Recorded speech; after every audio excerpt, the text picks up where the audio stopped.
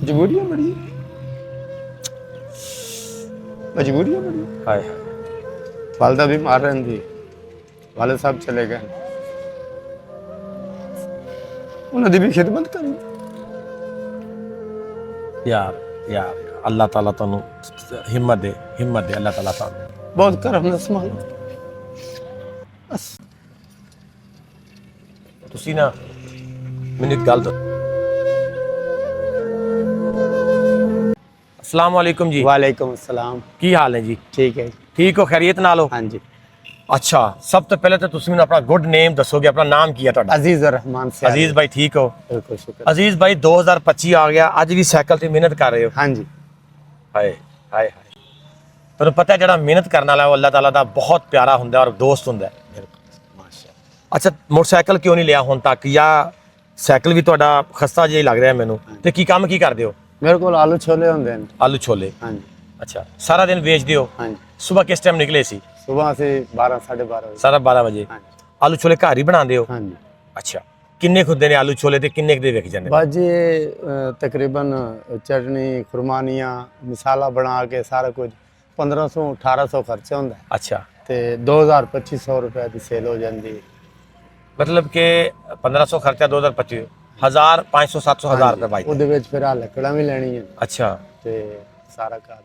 ਘਰ ਦਾ ਖਰਚਾ ਖੁਰਚਾ ਕੀ ਹੁੰਦਾ, ਕੀ ਹਿਸਾਬ ਕਿਤਾਬ ਹੈ? ਬੱਚੇ ਕਿੰਨੇ ਨੇ? ਬੱਚੇ ਤਿੰਨ ਹੈ ਕਿ ਇੱਕ ਮਜ਼ਦੂਰ ਹੈਗਾ। ਇੱਕ ਮਾਜ਼ੂਰ ਹੈ? ਹਾਂਜੀ। ਅੱਲਾਹ ਅੱਲਾਹ। ਦੋ ਬੱਚੇ ਹੈਗੇ, ਉਹ ਇੱਕ ਸ਼ਾਦੀशुदा ਹੈ ਅੱਛਾ ਤੇ ਇੱਕ ਮਤਲਬ ਮਿਸਤਰੀਆਂ ਦਾ ਕੰਮ ਸ਼ਾਮ ਕਰਦਾ ਹੈ। ਅੱਛਾ, ਦੋ ਬੱਚੇ ਨੇ ਤੇ ਇੱਕ ਮਾਜ਼ੂਰ ਹੈ। ਇੱਕ ਮਜ਼ਦੂਰ ਤੇ ਮਾਜ਼ੂਰ ਨੂੰ ਦੇਖਭਾਲ ਕੌਣ ਕਰਦਾ? ਨਹੀਂ ਕਰਦਾ। ਤੁਹਾਡੀ ਬੀਵੀ ਫਿਰ ਕੀ ਕਰਦੀ? ਬੀਵੀ ਮੇਰੇ ਕੱਪੜੇ ਸਿੰਦੀ। ਕੱਪੜੇ ਸੀਂਦੀ ਹੈ। ਮਾਜ਼ੂਰ ਦੀ ਵੀ ਦੇਖਭਾਲ ਖੁਦ ਕਰਦੇ ਹੋ ਹਾਂਜੀ। ਔਰ ਸਾਰਾ ਦਿਨ ਇਹ ਛੋਲੇ ਵੇਚਦੇ ਹੋ? यार कसम से अल्लाह ताला तुहानू सलामत रखे, हमेशा सलामत रखे। मालिक दा बड़ा करम, बहुत करम ने संभाला बस। दिल के ऊपर आया। मजबूरियां बड़ी मजबूरियां बड़ी। हाय हाय, वालदा बीमार रही, वाले साहब चले गए, उन्होंने भी खिदमत करी। यार तुहानू हिम्मत दे अल्लाह ताला तुहानू। साइकिल चु करने उस मालिक का करम।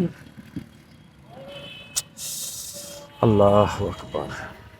कर सकता किसी का। मैं तुहानू रोड तो वेखिया आंदे ना, ਉਹ ਮੈਂ ਜਾ ਰਿਹਾ ਸੀ ਤੁਹਾਨੂੰ, ਮੈਂ ਕਿਹਾ ਵੇਖਿਆ, ਮੈਂ ਕਿਹਾ ਬੰਦਾ ਕੰਮ ਦਾ ਆ ਰਿਹਾ ਜਿਹੜਾ ਮਿਹਨਤ ਕਰਕੇ, ਤੁਹਾਡੇ ਹੱਥ ਦੱਸ ਰਹੇ ਨੇ, ਤੁਹਾਡਾ ਜਿਸਮ ਦੱਸ ਰਿਹਾ ਕਿ ਤੁਸੀਂ ਪੂਰਾ ਦਿਨ ਮਿਹਨਤ ਕੀਤੀ ਹੈ। पूरा दिन मेहनत। 500-700 ਰੁਪਏ ਬਚਿਆ। हाँ जी। 500 रुपये आटा घ्यो चीनी साबन हर चीज़ लैनी, सब्जी तक लैनी, घर की भी देखभाल करनी है। छोटे बच्चे का भी 3-4 दिन बाद 500-700 रुपये है, पट्टियाँ कोई काटन वगैरह दवाई वगैरह, फिर वो किसी टाइम दे दे, किसी टाइम फिर अगले टाइम दे देते। ਤੁਸੀਂ ਨਾ ਮੈਨੂੰ ਇੱਕ ਗੱਲ ਦੱਸੋ। ਪਹਿਲੀ ਗੱਲ ਤਾਂ ਇਹ ਹੈ ਕਿ ਇਸ ਨੂੰ ਥੋੜਾ ਜਿਹਾ ਅੱਛਾ ਕਿਵੇਂ ਕਰ ਸਕਦੇ ਆਪਾਂ, ਮਤਲਬ ਥੋੜਾ ਜਿਹਾ ਖਰਚਾ ਕਰਕੇ ਇਸ ਚੀਜ਼ ਨੂੰ ਥੋੜਾ ਅੱਛੇ ਤਰੀਕੇ ਨਾਲ ਕਿਵੇਂ ਕਰ ਸਕਦੇ ਹਾਂ? ਕੋਈ ਹੈ ਥੋੜਾ छोटी जी कोई फिर रेड़ी बने। ਠੀਕ ਹੈ। हाँ जी, अच्छी जी मतलब है। ਅੱਛਾ, ਅਗਰ ਤੁਹਾਡੀ ਰੇੜੀ ਬਣ ਜੇ, हाँ जी। ਉਹ ਸੋਹਣੇ ਜਿਹੇ ਤਰੀਕੇ ਨਾਲ ਉਹਦੇ ਉੱਤੇ ਫਲੈਕਸ ਵਗੈਰਾ ਔਰ ਅੱਛੇ ਤਰੀਕੇ ਨਾਲ ਡੀਸੈਂਟ ਨਵੇਂ ਬਰਤਨ ਆ ਜਾਣ, नवे बर्तन आ ਠੀਕ ਹੈ, ਕਰ ਲੋਗੇ इंशाल्लाह। ਕਿ ਨਾਲ ਤੁਸੀਂ ਇਹ ਜਿਹੜਾ ਫੇਰੀ ਕਰਦੇ ਹੋ ਨਾ, हाँ जी। ਮੈਂ ਕਹਿੰਦਾ ਕਿ ਕਿਸੇ ਸੋਹਣੀ ਜਗ੍ਹਾ ਤੇ ਬਿਹਤਰੀਨ ਚਣੇ ਤੁਸੀਂ ਬਣਾਓ, हाँ जी। ਉਹਦੇ ਉੱਤੇ ਪੂਰਾ ਸਮਾਨ ਲੱਗੇ, ਇੰਝ ਲੱਗੇ ਕਿ ਪਤਾ ਲੱਗ ਜੇ। जी ਮੈਨੂੰ ਵੀ ਅੱਛਾ ਲੱਗੇਗਾ ਕਿ ਤੁਸੀਂ 5 ਟਾਈਮ ਦੀ ਨਮਾਜ਼ ਪੜ੍ਹਦੇ ਹੋ, इंशाल्लाह। ਕਿਸੇ ਸੋਹਣੀ ਜਗ੍ਹਾ ਤੇ ਖਲੋ ਕੇ ਹਰ ਚੀਜ਼ ਜਿਹੜੀ ਤੁਸੀਂ ਇਹ ਫਿਰ ਕੇ ਵੇਚਦੇ ਹੋ ਨਾ, ਤੁਸੀਂ ਖਲੋ ਕੇ ਤੁਹਾਡਾ ਠੀਆ ਹੋਵੇ ਹਾਂਜੀ। ਔਰ ਮੈਂ ਤੁਹਾਡੇ ਕੋਲ ਚਣੇ ਖਾਣ ਵਾਸਤੇ ਆਇਆ ਕਰਾਂਗਾ। सुभान ਇਹ ਮੇਰਾ ਤੁਹਾਡਾ ਵਾਅਦਾ ਹੋ ਗਿਆ, इंशाल्लाह। ਠੀਕ ਹੈ? ਤੁਸੀਂ ਇਸ ਤਰ੍ਹਾਂ ਕਰੋ, ਹਾਂਜੀ। 50,000 ਰੁਪਈਆ ਲਾ ਕੇ ਆਪਣੀ ਬਿਹਤਰੀਨ ਠੀਆ ਬਣਾਓ, हाँ जी। ਠੀਕ ਹੈ? ਠੀਕ। ਤੁਹਾਡੇ 50,000 ਦਾ ਮੈਂ ਅਰੇਂਜ ਕਰਾਂਗਾ, ਉਹ ਅੱਲਾ ਅਰੇਂਜ ਕਰੇਗਾ।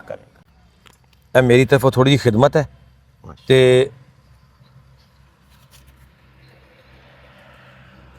ਹਲ ਫੜੋ, ਠੀਕ ਹੈ ਜੀ?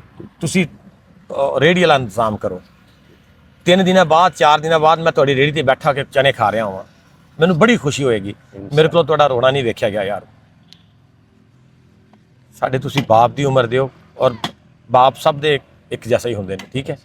ਮੈਂ ਤੁਹਾਡੇ ਵਾਸਤੇ ਹੋਰ ਸ਼ਾਇਦ ਕੁਝ ਨਹੀਂ ਕਰ ਸਕਦਾ ਹੋਵਾਂਗਾ, ਅੱਲਾਹ ਪਾਕ ਲੇਕਿਨ ਕਾਈਂਡਲੀ ਤੁਸੀਂ ਨਾ ਮੇਰੀ ਠੀਕ ਮੇਰੇ ਕਹਿਣ ਤੇ ਬੱਚਿਆਂ ਵਾਸਤੇ ਗੋਸ਼ਤ ਲੈ ਕੇ ਜਾਣਾ ਹੈ, ਘਰ ਗੋਸ਼ਤ ਪਕਾਣਾ ਹੈ ਸੁਭਾਨ ਔਰ ਫਰੂਟ ਲੈ ਕੇ ਜਾਣਾ ਹੈ। ਇਸ ਪੈਸੇ ਦਾ ਹੋਰ ਤੁਸੀਂ ਕੁਝ ਨਹੀਂ ਕਰਨਾ।